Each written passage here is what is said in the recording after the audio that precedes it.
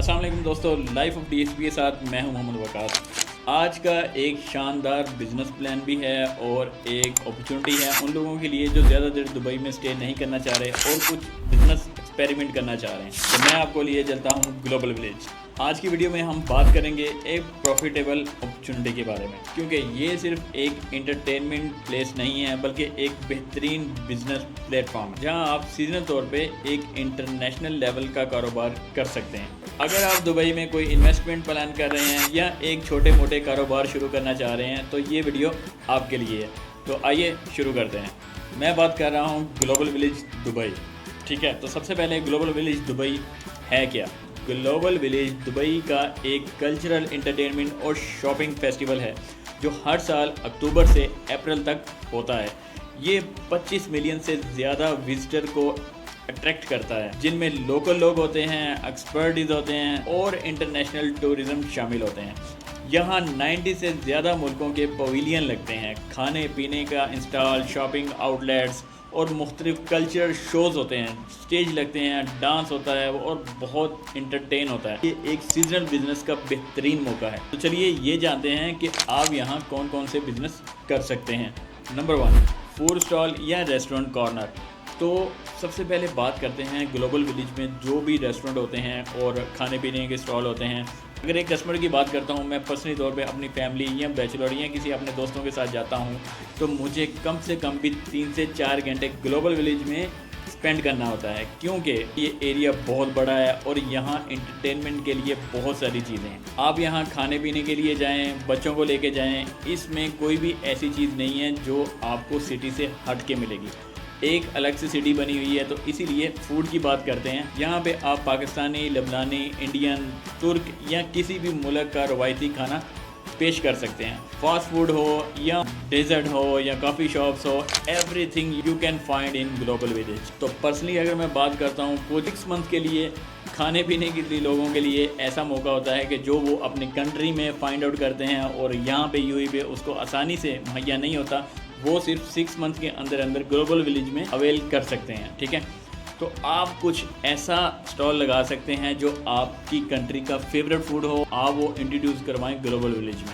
ठीक है। Number 2, retail outlets. ठीक है, आप कपड़े, ज्वेलरी, हैंडीक्राफ्ट, लेडी प्रोडक्ट्स, क्योंकि फैमिलीज़ जानी है तो लेडीज़ तो लाजमी जानी है, साथ उसके साथ एक बच्चों का अलग पॉइंट है जो मैं आगे चल के बताऊँगा। लेकिन जो लेडीज़ की चीज़ें हैं, ख़ासकर ज्वेलरी और कपड़े, ये आसानी से और किसी भी अगर आपको अवेलेबल भी होते हैं दुबई में, वो तो महंगे होते हैं। तो वो चीज़ें जो पाकिस्तानी लेडीज़, इंडियन लेडीज़ यहाँ पे लाइक करते हैं, आप उनके स्टॉल लगा सकते हो। ठीक है। और हैंडीक्राफ्ट, लव इट।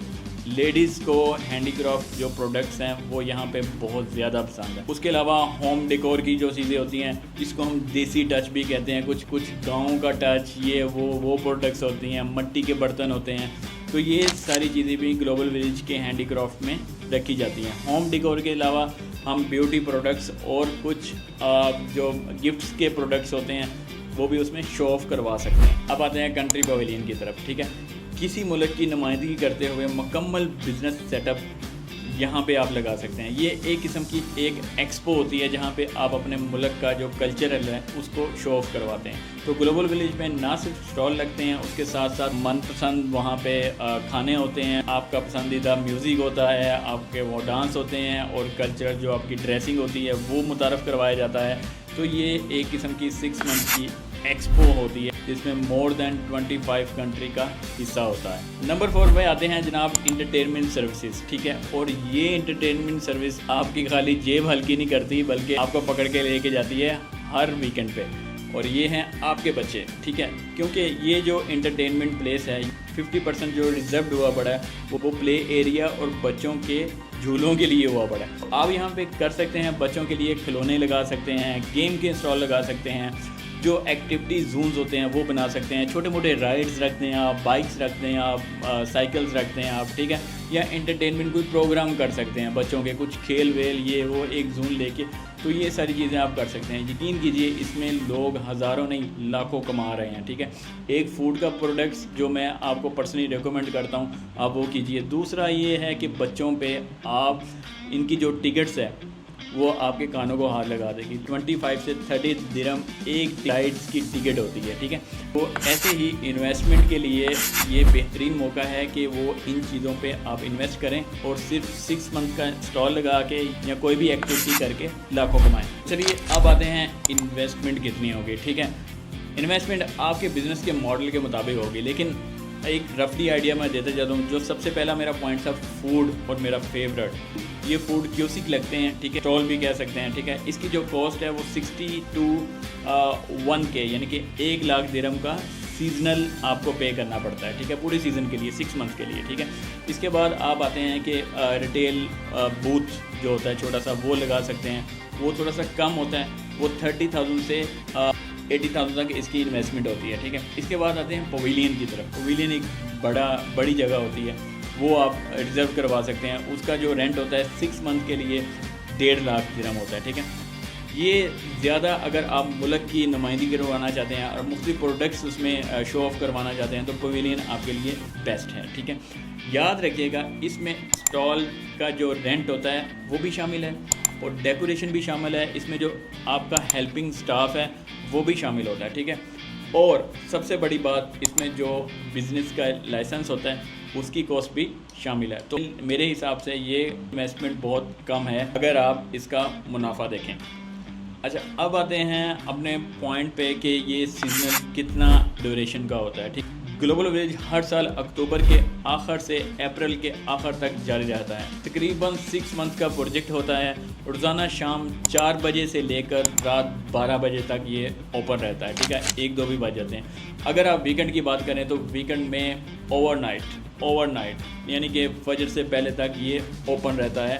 और आप यकीन करें कि इतनी ट्रैफिक होती है कि लाखों मिलियंस लोग भी कम पड़ जाते हैं। पार्किंग स्लॉट्स फुल होते हैं, पार्किंग की आपको जगह नहीं मिलेगी, लेकिन पार्किंग दुबई गवर्नमेंट ने इतनी हेल्प की है, पार्किंग बहुत ज़्यादा है यहाँ पे। ये एक मुकम्मल सीजनल बिजनेस है मगर बहुत ज़्यादा प्रॉफिट है इसमें, कि विजिटर यहाँ पे लाखों में होते हैं और अर्निंग भी लाखों में ही थिंक की जा सकती है। अब सवाल आता है कि इसमें डॉक्यूमेंटेशन कौन सी चाहिए। आपको इसमें मुख्तलिफ जो डॉक्यूमेंटेशन है वो चाहिए। सबसे पहले बात करते हैं ट्रेड लाइसेंस। अगर आपके पास अपना बिजनेस लाइसेंस है तो आप उसको यूज़ कर सकते हैं यहाँ पे, ठीक है, वरना आप एक फ्रीलांस या पार्टनरशिप के तहत लाइसेंस ले सकते हैं, ठीक है। नंबर 2, एमरेस ID और पासपोर्ट की कॉपी लाजमी होनी चाहिए, ठीक है। नंबर 3, बिज़नेस के लिए फूड हैंडलिंग सर्टिफिकेट और बल्दिया अप्रूवल लाजमी चाहिए, ठीक है। इसके साथ नंबर 4 पे आते हैं तो एक स्पॉन्सरशिप एग्रीमेंट होता है। अगर आप किसी के साथ पार्टनरशिप कर रहे हैं तो वो एग्रीमेंट आपको उसका अप्रूवल लेना पड़ता है। इसके अलावा always first, safety is first, ठीक है। फायर सेफ्टी और इंश्योरेंस और सेफ्टी क्लियरेंस आपको मस्ट है, ठीक है। इसके अलावा आपको डिज़ाइन अप्रूवल, जो डेकोरेशन जो आपने स्टॉल लगाना है उसका भी यहाँ पे अप्रूवल होता है। बहुत आसान है, आप आसानी से हासिल कर सकते हैं। किन किन डिपार्टमेंट से रब्ता करना है, उसमें सबसे पहले आता है जो global village Dubai management authority है, आप उनसे रब्ता कर सकते हैं। ऑफिशियल इनकी साइट है, आप वहाँ पे जाके अप्लाई भी कर सकते हैं। उनकी टाइमिंग होती है, आप वेबसाइट पे टाइमिंग देख लें और दुबई ग्लोबल विलेज जाके आप विजिट फिजिकली कर सकते हैं और वहाँ पे भी आपको की हेल्प मिल सकती है, ठीक है। सेकंड आते हैं DTCM, दुबई टूरिज़म डिपार्टमेंट और कॉमर्स जो मार्केटिंग डिपार्टमेंट होता है, इनका अप्रूवल चाहिए आपका। तीसरा, दुबई म्यूनसिपैलिटी, ख़ास तौर पे फूड बिज़नेस के लिए आपको ये दुबई म्यूनसिपैलिटी का अप्रूवल मस्ट चाहिए, ठीक है। इसके अलावा फूड जो सेफ्टी, हाइजीन और क्लीन्स के रूल्स होते हैं वो आपको लाजमी फॉलो करने हैं। Civil defence, fire safety certificate must. Global village में बिज़नेस करने के फ़ायदे क्या होते हैं, ठीक है, इसके मैं आपको बताता चलूँ कि 6 मंथ में से 6 मंथ में लाखों विजिटर वहाँ पे आते हैं, बेहतरीन वहाँ पे सेल्स होती है, ठीक है। और जो इसमें लो रिस्क है, जो इसमें हाई रिटर्न है, वो अमेजिंग है। इसके अलावा आप अपनी जो प्रोडक्ट्स हैं उसको इंटरनेशनल मार्केट में लॉन्च कर सकते हैं। वो कैसे? क्योंकि 6 मंथ में जो विजिटर आ रहे हैं वो दुबई घूमने के लिए आ रहे हैं, क्योंकि ये आमद होती है इसकी विंटर सीज़न की, तो इसमें लोग दुबई का रुख करते हैं, दुबई में आना चाह रहे हैं, ख़ासकर यूरोपियन कंट्री से। तो आप वहाँ पे ऐसी कोई प्रोडक्ट लेके जा सकते हैं तो ना कि सिर्फ आपको यहाँ पे रिटर्न दे, बल्कि आपकी प्रोडक्ट को इंटरनेशनल लेवल पे प्रमोट कर सकते हैं। ठीक है, इसके अलावा आपकी नेटवर्किंग उसमें बनेगी। मोर देन 90 कंट्री से लोग वहाँ पे आते हैं, मुख्तलिफ़ कंट्री से लोग आते हैं, तो आपकी एक नेटवर्किंग बनती है, दूसरे मुल्कों के बिजनेसमैन से राब्ते होते हैं, आपका एक ब्रांड है उसकी प्रमोशन होती है। अब आते हैं कुछ टिप्स की तरफ। हमेशा अपनी प्रोडक्ट्स फूड को यूनिक रखें। ठीक है, स्टॉल की जो प्रेजेंटेशन है और सर्विस को मयारी बनाएं। अच्छी लोकेशन के लिए आप जल्दी से जल्दी बुकिंग करें। मार्केटिंग के लिए सोशल मीडिया का इस्तेमाल लाजमी करें, ख़ास तौर पे फूड बिज़नेस के लिए। आप व्लॉग बना सकते हैं, टिकटॉक बना सकते हैं, उसको इंस्टाग्राम पे लगा सकते हैं, यूट्यूब शॉर्ट बना सकते हैं, क्योंकि फ़ूड के लिए मार्केटिंग बहुत ज़रूरी होती है। ठीक, तो दोस्तों ये थी मुकम्मल तफसील कि आप ग्लोबल विलेज में कैसे बिज़नेस कर सकते हैं। अगर आपको वीडियो पसंद आई हो तो इसको लाइक लाजमी कीजिएगा, अपने दोस्तों के साथ शेयर करें, चैनल को सब्सक्राइब करना ना भूलिएगा। किसी भी सवाल या मशवरे के लिए कमेंट्स लाजमी कीजिएगा और हमें इंस्टाग्राम पे फॉलो भी कीजिएगा। तब तक के लिए अल्लाह हाफ़िज़।